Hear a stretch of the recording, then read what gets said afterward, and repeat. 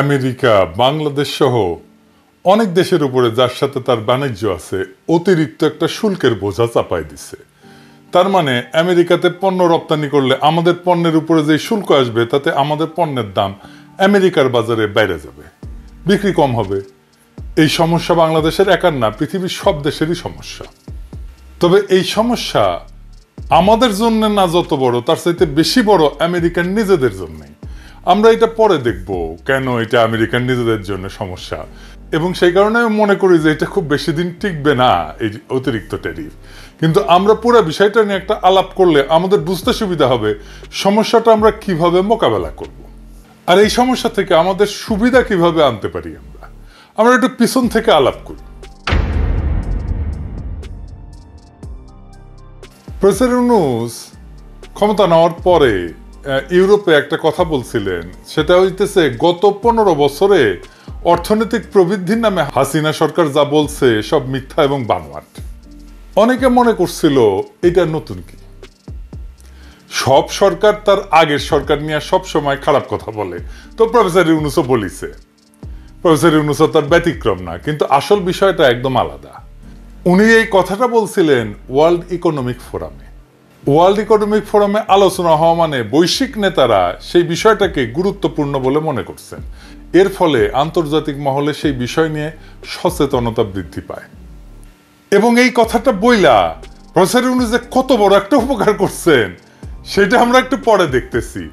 আমরা ব্যাপারটা একটু বুঝে দেখি যে কেন উনি বলছেন যে উন্নয়নের গল্পটা ভুয়া। হাসিনা এবং তার দোসররা যে কারণে এই যে মিথ্যা উন্নয়নের বয়ান ছাপাইছিল, এটার কারণটা হচ্ছে অর্থনীতি এমন একটা বিষয় যেটা একদম সত্য একদম মিথ্যা এরকম কোনো বিষয় না। তাই এমন একটা বিজ্ঞান বা দর্শন যেটা দিয়া আসলে সীমিত রিসোর্স কিভাবে ব্যবহার করলে মানুষের এবং দেশের আনলিমিটেড প্রয়োজন মেটানো যায়, সেইটাই হইতেছে অর্থনীতি। অর্থনীতির একটা ফ্লেক্সিবিলিটি আছে। হাসিনার অর্থনীতির এই ফ্লেক্সিবিলিটির সুযোগ নিয়ে একটা বয়ান তৈরি করছিল যে 2026 সালে দেশটা একটা মধ্যম আয়ের দেশে উন্নীত হবে। তার জন্য যত রকম মিথ্যা তথ্য দেওয়া প্রয়োজন তাই সে করছে। যেমন অর্থনীতির প্রবৃদ্ধির হার এবং ফুলায় বাবায় জিডিপির বিশাল আকার তৈরি করছে। ফলে যা হয়েছে, দেশে প্রচুর পরিমাণে অর্থ বিনিয়োগ করছে আন্তর্জাতিক দাতা দেশ। হাসিনার তার দোসররা বেশিরভাগ লুট করে পাচার করছে, আর ঋণের বিশাল বোঝা চাপাই দিছে জনগণের মাথায়। এই পুরা কাজ ইন্ডিয়া করাইছে, মানে হাসিনাকে দিয়া। যার কারণে দেখবেন ইন্ডিয়ার অনেক বড় বড় প্রতিশ্রুতি সত্ত্বেও শেষ পর্যন্ত চায়নার কাছে যে হাত পাতিছিল হাসিনা পলানোর আগে। কিন্তু চায়না ততদিনে বুঝে গেছিল যে এর মধ্যে শুভঙ্করের ফাঁকি আছে। তাহলে 2026-এর গুরুত্ব কোথায়? প্রফেসর ইউনূস কিভাবে দেশকে রক্ষা করতে চাইছেন, ওই যে ওয়ার্ল্ড ইকোনমিক ফোরামে যে কথাটা বলে আসছিলেন সেইটা একটু মিলাই দেখি এবার। 2026-এ আমরা স্বল্প আয়ের দেশ থেকে মধ্যম আয়ের দেশ হইলে দুইটা ঘটনা ঘটবে। এক, আন্তর্জাতিক দাতা সংস্থা আমাদের দেশে অর্থের বরাদ্দ কমাই দিবে, তাতে 4 কোটি মানুষের জীবনযাত্রার মান বিপন্ন হবে। সরকার এইসব মানুষের জন্য বরাদ্দ যে ভাতা দিত সেটা দিতে হিমশিম খাবে। সামগ্রিকভাবে অবকাঠামো উন্নয়ন মারাত্মকভাবে বাধাগ্রস্ত হবে। সরকার একটা বড় ধরনের চাপের মুখে পড়বে। আর ইন্ডিয়া একটা সুবিধাজনক অবস্থানে থাকবে, কারণ সে তার মতো ব্ল্যাকমেল করতে পারবে। এই জন্যই প্রফেসর ইউনূসের সাম্প্রতিক চায়না সফরের সাফল্য দেশের জন্য খুব গুরুত্বপূর্ণ ছিল, বাংলাদেশের কাউন্টার ব্যালেন্স করার জন্য, যেন ইন্ডিয়া ওই সময়কার সুবিধাটা না নিতে পারে। আর 2 নম্বর হচ্ছে মধ্যম আয়ের দেশ হইলে ইউরোপিয়ান ইউনিয়নে আমাদের গার্মেন্টসের রপ্তানি একটা বড় ঝুঁকির মধ্যে পড়বে। আর এই সময় সবচেয়ে বেশি লাভ হবে ইন্ডিয়ার। কেন? এটা বুঝাই বলি। ইউরোপিয়ান ইউনিয়ন আমাদের গার্মেন্টসের সবচেয়ে বড় বাজার। উৎপাদিত পণ্যের প্রায় 51% ওরা কেনে। 2026-এর পর থেকে এইসব পণ্যের উপরে শুল্ক আরোপিত হবে ওই যে হাসিনার স্বল্পোন্নত দেশে যাওয়ার জন্য। এই অল্প সময়ের মধ্যে আমরা কি আন্তর্জাতিক বাজারে প্রতিযোগিতার সক্ষমতা অর্জন করতে পারবো? যদি না পারি তাহলে বাজার হারাবো ইন্ডিয়া আর ভিয়েতনামের কাছে। ইন্ডিয়া সেজন্য খুব খুশি। এর ফলে আমাদের যে রিজার্ভ, বৈদেশিক মুদ্রার যে রিজার্ভ, এর উপরে চাপ বাড়বে। আর সবচেয়ে খারাপ বিষয় হচ্ছে হাসিনা যে ঋণটা করে গেছে সেটা তো আমাদের শোধ করতে হবে। সেই শোধটা আমরা ভালোভাবে হয়তো করতে পারবো না। আন্তর্জাতিক বিনিয়োগ হুমকির মুখে পড়বে। সামগ্রিকভাবে অর্থনীতি ভেঙে পড়ার একটা সম্ভাবনা আছে। এইরকম একটা সময় বিএনপি ক্ষমতা নিতে যাইতেছে কিরকম বেকুব দেখেন। যাই হোক, ইউরোপিয়ান ইউনিয়নের আরেকটা স্কিম আছে স্বল্পোন্নত দেশগুলোর জন্য, স্পেসিফিক্যালি গার্মেন্টসের জন্য। সেটা হইলো বর্তমানে আমরা বিদেশ থেকে কাপড় আমদানি কইরা দেশে প্রক্রিয়াজাত করে গার্মেন্টস রপ্তানি করতে পারি শুল্কমুক্তভাবে। এই সুবিধা থাকবে না, অর্থাৎ কাঁচা মাল থেকে সুতা, তারপর সুতা থেকে কাপড় তৈরি করতে হয়, সেই কাপড় থেকে প্রক্রিয়াজাত করে শুল্ক সহ গার্মেন্টস রপ্তানি করতে হবে। এই জন্যে বড় বড় ফ্যাক্টরি ছাড়া মাঝারি ফ্যাক্টরিগুলো নাই হয়ে যাবে, ছোট ফ্যাক্টরিগুলো। অল্প সময় আমরা এই সক্ষমতা অর্জন করব না যে আমাদের পণ্যের দাম বাড়বে কিন্তু আমরা প্রতিযোগিতামূলক থাকবো। ব্যাংকগুলো বিপদে পড়বে, লক্ষ লক্ষ মা বোনেরা বেকার হয়ে যাবে, তাদের উপরে নির্ভর করে তাদের পরিবার। হাসিনার লোভ, নির্বুদ্ধিতা আর তার পরিকল্পিত দুঃশাসনের ফল আমাদের এইভাবে ভোগ করতে হবে। তারপরে অনেকে বলে আগেই ভালো ছিলাম, কি দুর্ভাগ্য আমাদের। অন্যদিকে প্রফেসর ইউনূস একজন পণ্ডিত ব্যক্তি, ভিশনারি নেতা এবং কল্যাণকামী মানুষ। উনি চেষ্টা করছেন যেন দেশের মানুষ এই বিপদের হাত থেকে রক্ষা পায়। যদি পারেন তাহলে উনি একমাত্র পারবেন, অথচ আমরা এতই নির্বোধ যে দাঁত থাকতে দাঁতের মর্যাদা বুঝতে পারতেছি না। উনারে কত তাড়াতাড়ি ইন্ডিয়ার প্রেসক্রিপশনে হটাই দিতে পারি, মানে উনারা হটাই দিলে ইন্ডিয়ার যে কত লাভ হিসাব করা যাবে না। এখন তাহলে দেখি এই যে আর একজনের পাশে আঙ্গুল দেওয়া ইন্ডিয়ার, এর ভবিষ্যৎটা কি এটা একটু দেখেন।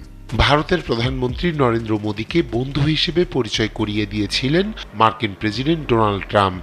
সে গল্প প্রায়ই তুলে ধরেন মোদী ও তার কর্মী সমর্থকরা। তবে বন্ধুত্বের গল্প ধোপে টিকল না এবার। ভারতীয় পণ্যের উপর শুল্ক বসাতে তিল পরিমাণ ছাড় দেননি ট্রাম্প।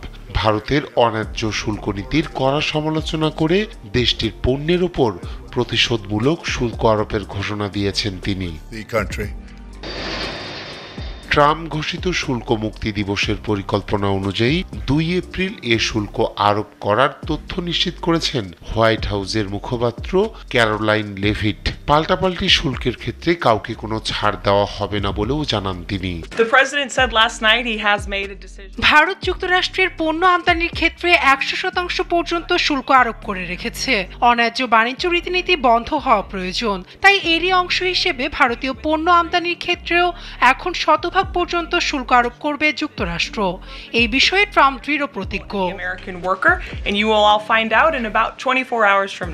আমার ক্ষুদ্র ভ্রাতার ভগিনীদের জন্য করছি যে বিষয়টা বোঝার আগে কয়েকটা জিনিস একটু দেখে আসি। এই আলাপগুলো আমি আগে করছি, কিন্তু তারপরেও এটা আরেকবার শুনলে কোনো অসুবিধা নেই। আমাদের বৈদেশিক মুদ্রার রিজার্ভ এটা কি এবং গুরুত্বপূর্ণ কেন? যে কোনো দেশ এই ফরেন এক্সচেঞ্জ রিজার্ভ এটা আয় করে দুই ভাবে, পণ্য অথবা সার্ভিস রপ্তানি করে, 2 নম্বর প্রবাসীদের পাঠানো বৈদেশিক মুদ্রা থেকে।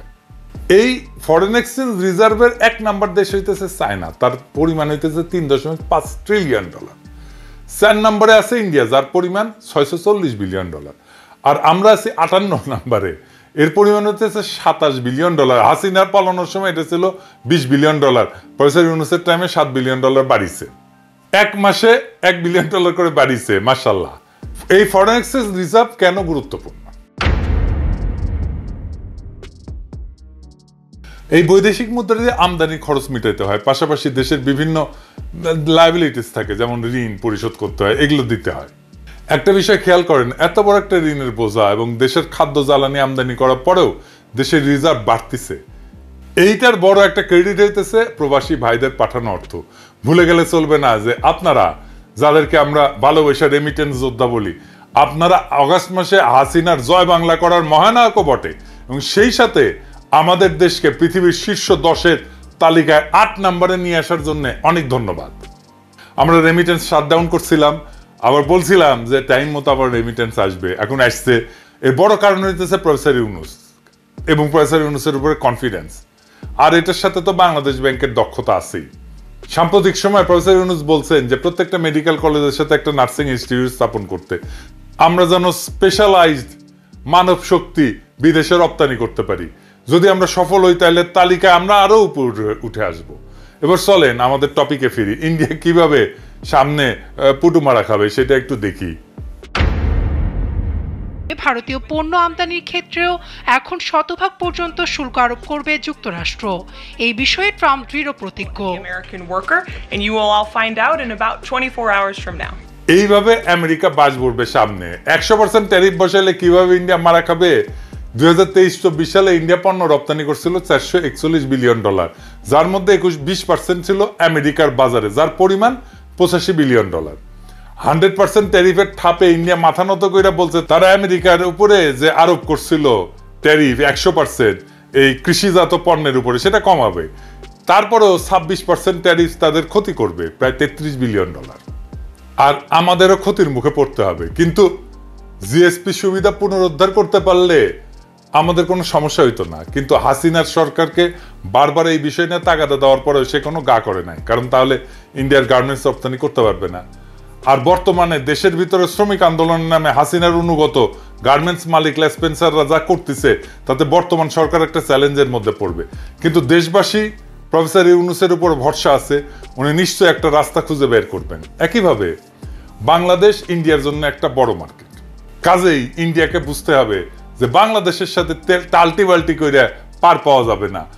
হাসিনাকে বাংলাদেশের হাতে তুলে দিতে হবে বিচারের জন্য, অথবা দৌড়ের উপরে থাকতে হবে, নতুন মার্কেট খুঁজতে হবে বাংলাদেশে, যে মার্কেট তারা হারাবে। কারণ আমরা ভারতীয় পণ্য বয়কট করব, ভারতীয় পণ্য আর আমদানি করব না, আর ব্যবহার করব না। প্রফেসর ইউনূসের সফল চায়না সফর ইন্ডিয়ার জন্য একটা নতুন চ্যালেঞ্জ তৈরি করবে। আমরা এই মাইনকাসিপা এনজয় করব। এবার আসেন দেখি ইন্ডিয়ার সার্ভিস এক্সপোর্টে ইন্ডিয়ার অবস্থানটা কি। ইন্ডিয়া প্রায় $333 বিলিয়ন আয় করছিল সার্ভিস এক্সপোর্ট করে। ওইটারও সবচেয়ে বড় বাজার হইতেছে আমেরিকা, যাকে বলে সোনায় সোহাগা।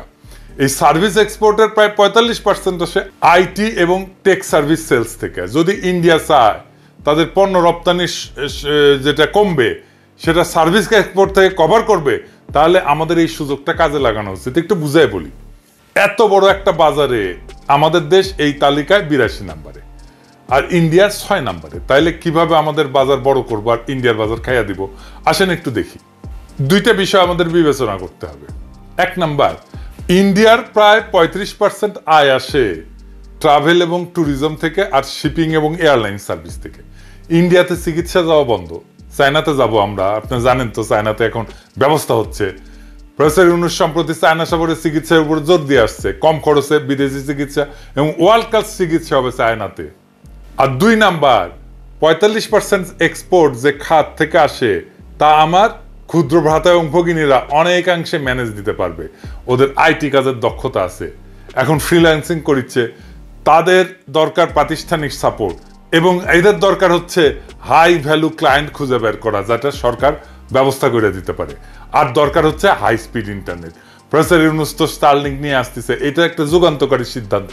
এর ফলে আমাদের প্রত্যন্ত এলাকায় আমার ক্ষুদ্র ভ্রাতা আর ভগিনীরা সহজে দ্রুততার সাথে তাদের কাজ ডেলিভার করতে পারবে। প্রফেসর ইউনূসের ফরেন মিশনগুলোকে দায়িত্ব দেওয়া উচিত, যা তারা যেন আইটি এবং টেক সাপোর্টের কাজ খুঁজে বের করে। একই সাথে আমি রিকোয়েস্ট করবো আমাদের দেশীয় এবং প্রবাসী উদ্যোক্তাদের, আপনারা এই তরুণ প্রতিভাকে কাজে লাগান। আমরা 82 নম্বরে থাকতে চাই না, ইন্ডিয়ার বাজার খাইয়া দিতে চাই।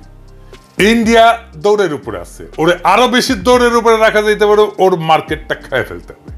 এই জায়গায় আমরা ওর মার্কেটটা খাইয়া দিব। এবার আসেন আমেরিকা যে ট্যারিফ বাড়াইছে তার ফলে আমেরিকার অর্থনীতিতে কি হইতে পারে।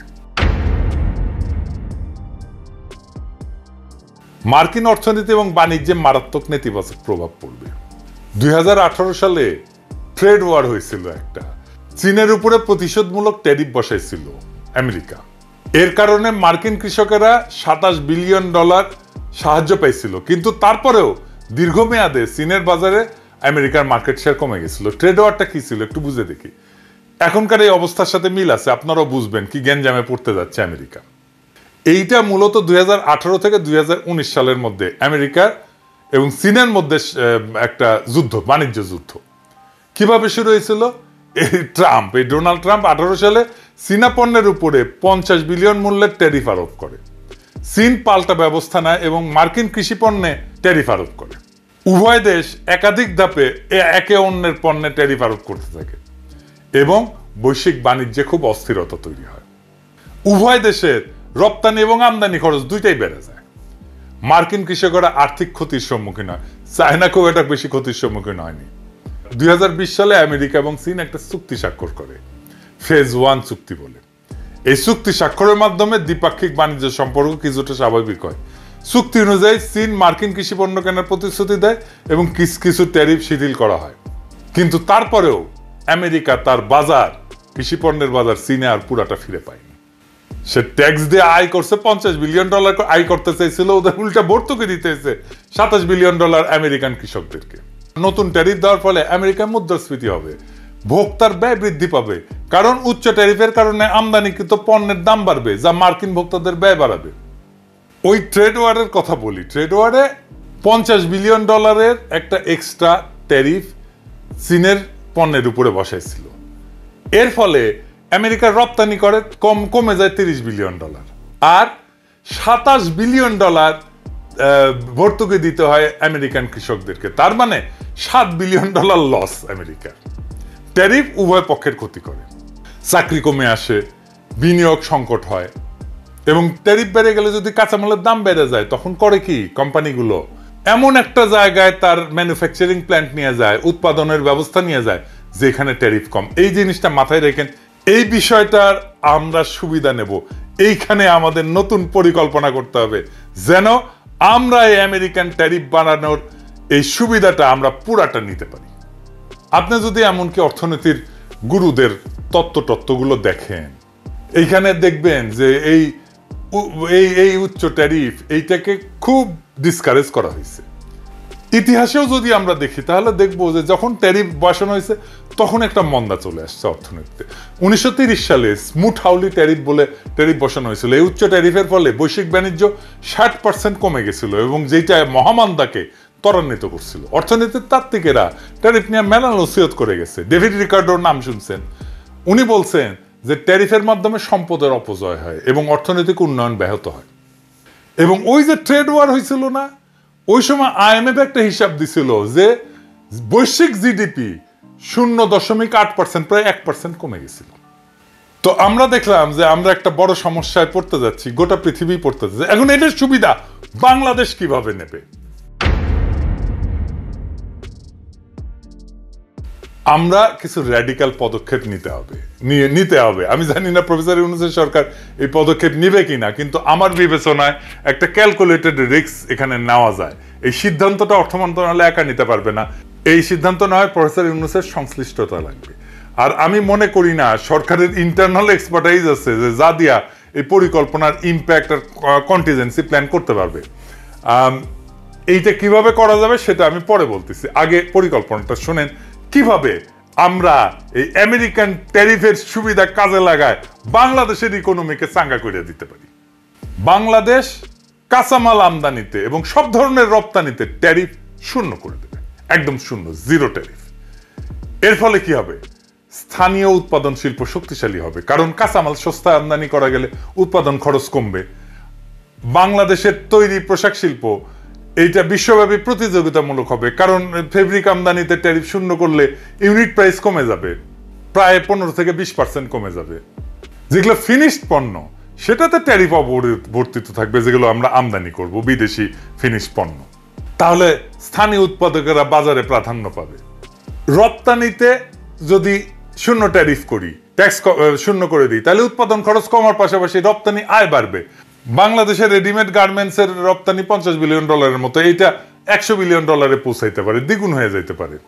আমরা অন্য পণ্যের রপ্তানিও বাড়াইতে পারি, যেমন ফার্মাসিউটিক্যালস, চামড়ার পণ্য, আইটি সার্ভিস, এর নতুন খাতের বিকাশ ঘটবে এবং বিদেশি বিনিয়োগ আকর্ষিত হবে, কারণ সস্তা কাঁচামাল, কোনো ট্যাক্স নাই, অর্থাৎ সস্তা শ্রম তো আছেই।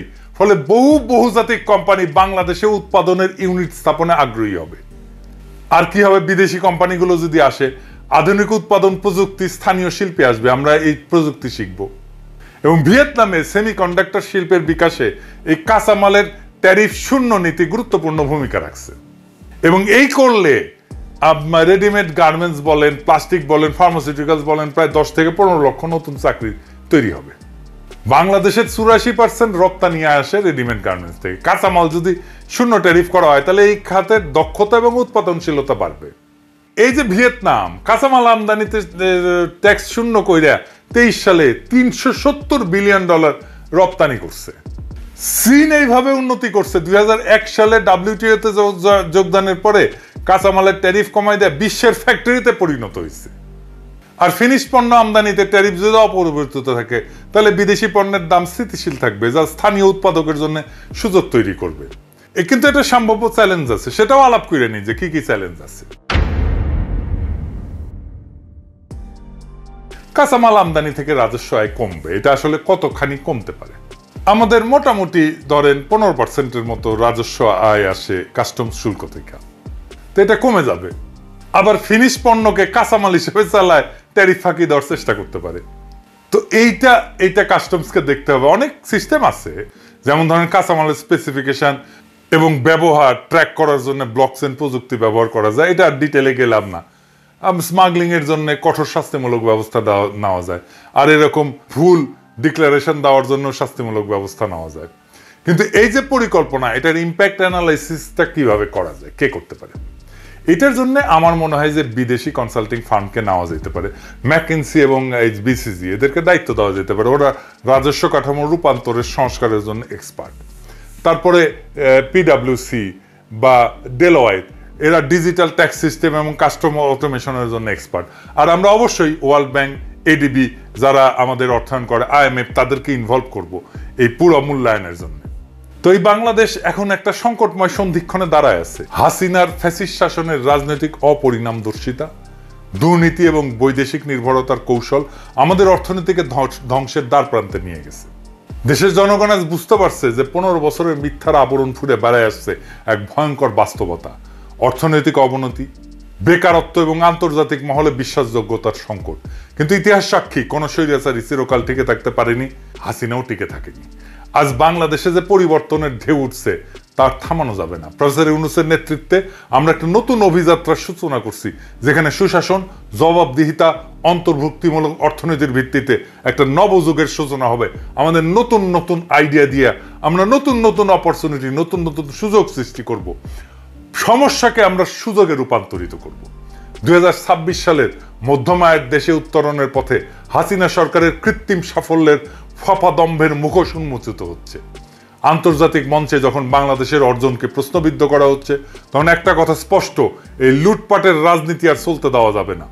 প্রফেসর ইউনূস বিশ্ব অর্থনৈতিক ফোরামে যখন সত্য উচ্চারণ করছেন, যখন বিশ্বব্যাপী বাংলাদেশের প্রতি এক নতুন আশা জাগছে, একটা গণতান্ত্রিক, সুশাসিত, আত্মনির্ভর বাংলাদেশের, আমরা আর কোনো মিথ্যার কাছে এই সময় আত্মসমর্পণ করব না। আমরা কোনো সমস্যার কাছে দেশকে বন্দী হতে দেব না। অর্থনীতিকে পুনর্গঠনের মাধ্যমে আমরা বিশ্ববাজারে আমাদের নিজেদের অবস্থান করে নেব। যেই চ্যালেঞ্জই আসুক না কেন, আমরা মাথা নত করব না। আমরা সেই চ্যালেঞ্জকে সুযোগে রূপান্তরিত করব। কারণ এই জাতি জানে পরিবর্তন অবশ্যম্ভাবী, পরিবর্তন অপরিহার্য। বাংলাদেশের যুব সমাজ, শ্রমিক, প্রবাসী ভাই বোনেরা একত্রিত হয়ে আমরা আজকে শপথ নেব, দেশকে আবার আমরা নতুন কইরা গড়ে তুলব। দেশের সামনে সমস্ত সমস্যার পাহাড়কে আমরা একসাথে সরাবো। প্রত্যেকটা নাগরিকের মৌলিক অধিকার নিশ্চিত কইরা, অর্থনৈতিক স্বাধীনতা অর্জন কইরা, বৈশ্বিক শক্তির চাপে মাথা উঁচু করে দাঁড়ায় বলবো, বাংলাদেশ জাগছে, বাংলাদেশ জিতবেই। আসেন পরিবর্তনের শপথ নেই, গণতন্ত্র, সুশাসনের পতাকা হাতে নিয়ে আমরা বাংলাদেশকে বিশ্ব অর্থনীতির নতুন শক্তি হিসেবে প্রতিষ্ঠিত করব। সময় আসছে সৃজনশীলভাবে নতুন বাংলাদেশ গড়ার। এই যুদ্ধে জয়ী হবই, কারণ এটাই জনগণের ইচ্ছা শক্তি, এটাই পরিবর্তনের অদম্য আকাঙ্ক্ষা, এটাই জুলাইয়ের আকাঙ্ক্ষা, এটাই বিপ্লবের আকাঙ্ক্ষা, এটাই বিপ্লবের শপথ। ইনকিলাব জিন্দাবাদ। সংস্কার জরিপ করবে জাতীয় ঐক্যমত কমিশন, আলী রিয়াজ। জাতীয় ঐক্যমত কমিশনের সহসভাপতি অধ্যাপক আলী রিয়াজ বলেছেন, রাষ্ট্র সংস্কারে গঠিত জাতীয় ঐক্যমত কমিশনের কার্যক্রমে দেশের শ্রেণী পেশার অংশগ্রহণ নিশ্চিতে জরিপ চালানো হবে। ওয়েবসাইটের মাধ্যমে আগ্রহীরা মতামত জানাতে পারবেন। সোমবার জাতীয় সংসদের এলডি হলে এবি পার্টির সঙ্গে হওয়া সংলাপের সময় তিনি কথা বলেন। বৈঠকে জাতীয় ঐক্যমত কমিশনের সদস্য ফজর রাজ হোসেন, বিচারপতি এমদাদুল হক, ডক্টর ইফতেখারুজ্জামান ও প্রধান উপদেষ্টার বিশেষ সহকারী মনির হায়দার উপস্থিত ছিলেন। এবি পার্টির চেয়ারম্যান মুজিবুর রহমান মজনুর নেতৃত্বে দলটির 13 জন সদস্য অংশগ্রহণ করেন। জাতীয় ঐক্যমত জাতীয়ভাবে হতে হবে বলে মন্তব্য করে তিনি বলেন, রাজনৈতিক দলগুলোর বাইরেও যারা আছেন তাদের মতামত আমরা নিতে চাই। সেই পথ আমরা শীঘ্রই শুরু করব। আমাদের আন্তরিক প্রচেষ্টা হচ্ছে সকলের অংশগ্রহণের মধ্য দিয়ে ঐক্যমত প্রতিষ্ঠা করা, যাতে করে সংস্কার কার্যক্রমের মধ্যে মনোনিবেশ করতে পারি। অধ্যাপক আলী রিয়াজ বলেন, বাইরেও কিছু কিছু বিষয়ে ভিন্ন মত আছে, সেসব ক্ষেত্রে আমরা ঐক্যমত দেখব। কিছু কিছু ক্ষেত্রে ব্যাখ্যা বিশ্লেষণ প্রয়োজন আছে, তা নিয়ে মের 2য় সপ্তাহের মধ্যে আলোচনা করতে পারব বলে আশা করছি। কমিশনের লক্ষ্য হলো জুলাই মাসের মধ্যে যে নির্ধারিত সময় আছে তার মধ্যে দায়িত্ব পালন করতে পারি। এমসিকিউ আকারে প্রশ্ন ওঠার বিষয়ে মুজিবুর রহমান মজনু বলেন, আমাদের কাছে এমসিকিউ মনে হয়নি, কারণ এখানে সব ধরনের মতামত দেওয়ার সুযোগ ছিল, তাই এটাকে খাটো করে দেখার সুযোগ নাই। ঐক্যমত কমিশনের প্রস্তাবনা আমাদের পছন্দ হয়েছে। যেসব বিষয়ে দ্বিমত ও আংশিকভাবে ঐক্যমত, এসব বিষয়ে আজকে আলোচনা হতে পারে। আওয়ামী রাজনীতি ও ভারতের দাদাগিরি চলবে না। জাতীয় গণতান্ত্রিক পার্টি জাগপা সভাপতি ব্যারিস্টার তাসনিমা প্রধান বলেছেন, গণহত্যাকারী আওয়ামী লীগ বাংলার মাটিতে সব ধরনের রাজনীতি করার অধিকার হারিয়েছে, আর ওই আওয়ামী প্রভু ভারত তাদের স্টেক হোল্ডার আওয়ামী লীগের গদি হারিয়েছে। 5ই আগস্ট ছাত্র জনতার গণ অভ্যুত্থানের মাধ্যমে আমরা একই সঙ্গে ফ্যাসিস্ট শেখ হাসিনার আওয়ামী লীগ এবং তাদের প্রভু ভারতকে পরাজিত করেছি। এতএব বাংলার জমিনে আওয়ামী লীগের রাজনীতি এবং ভারতের দাদাগিরি আর চলবে না। রোববার সকালে জাতীয় প্রেস ক্লাবের সামনে জাগপার 45তম প্রতিষ্ঠাবার্ষিকী উপলক্ষে আয়োজিত আওয়ামী লীগের রাজনীতি এবং ভারতীয় আধিপত্যবাদ নিপাত যাক শীর্ষক সমাবেশে প্রধান অতিথির বক্তব্যে তিনি এসব কথা বলেন। সম্মানিত প্রিয় দর্শক, ভিডিওটি সম্পর্কে আপনাদের মহামূল্যবান মতামত কমেন্ট করে জানিয়ে দিন। সবাই সুস্থ থাকুন, ভালো থাকুন। আসসালামু আলাইকুম।